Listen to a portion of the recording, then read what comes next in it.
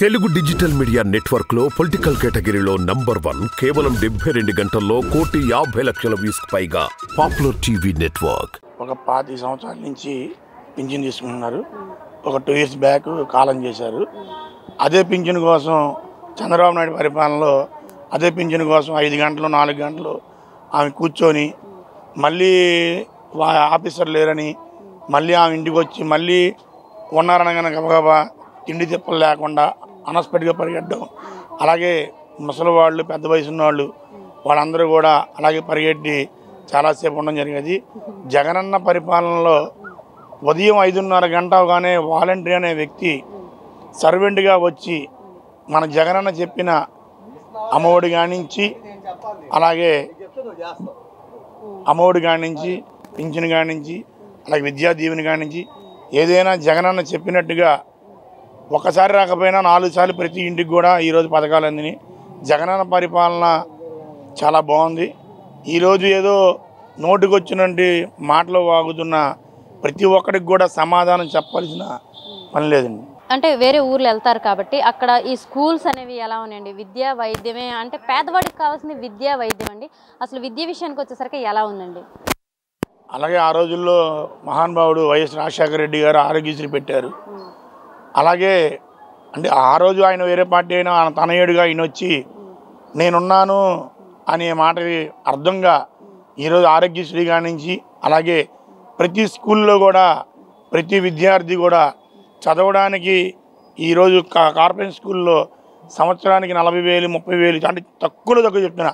ఇవాళ ఏ స్కూల్లో 150 మంది 300 మంది స్కూల్ ఉందంటే ఆ స్కూల్లో ఒక విద్యార్థి చదవాలంటే ఎంత లేదన్నా సంవత్సరానికి 40,000 రూపాయలు ఉంది.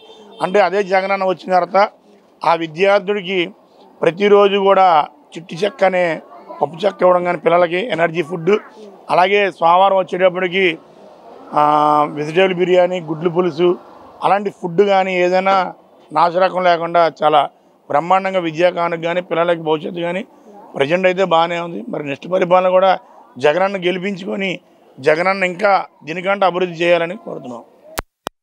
జగన్ వచ్చిన తర్వాత ఇక్కడ ఏపీలో రౌడీలు గోండాలు ఎక్కువైపోయాడు, అసలు పేదవాడు అనేవాడికి అసలు మంచే జరగలేదని చెప్పేసి ప్రతిపక్షాలు అంటున్నాయి కదండి. అంటే ఈరోజు ప్రతిపక్షాలకి ఏం మాట్లాడాలో తెలియకుండా ఏం చేయాలో తెలియని మాట్లాడండి. ఇదే ప్రతిపక్ష పార్టీ అధిష్టానం ఉన్నప్పుడు ఇదే గంజాయి దాడులు జరగలేదా? ఇదే మంటలు జరగలేదా?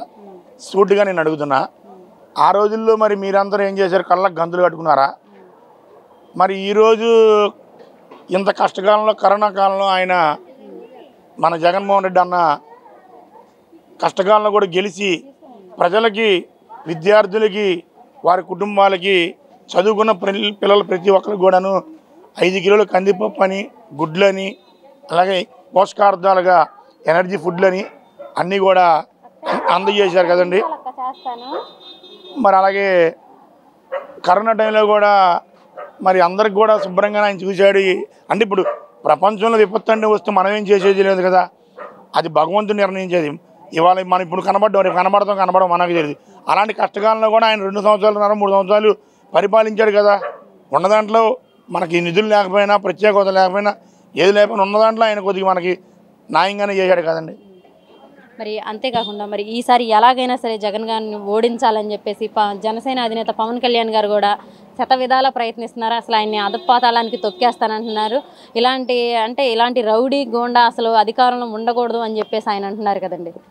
ఒకటే మాట అండి, చంద్రబాబు నాయుడు గారికి కానీ పవన్ కళ్యాణ్ గారికి కానీ బీజేపీ నాయకులకు కానీ ఒకటే, మీరు ఆయన ఓడించాలి అనే సంకల్పం ఉంటే ఇప్పుడు నేను ఒక యాత్రకు తీసుకెళ్తాను జనాభాని అంటే నేను తీసుకెళ్ళాలి. వాళ్ళ మంచి బాగుచెడులు అన్నీ నేను చూడాలి. అంటే వాళ్ళకి 65 70 ఏళ్ళు 55 ఏళ్ళు ఉంటాయి.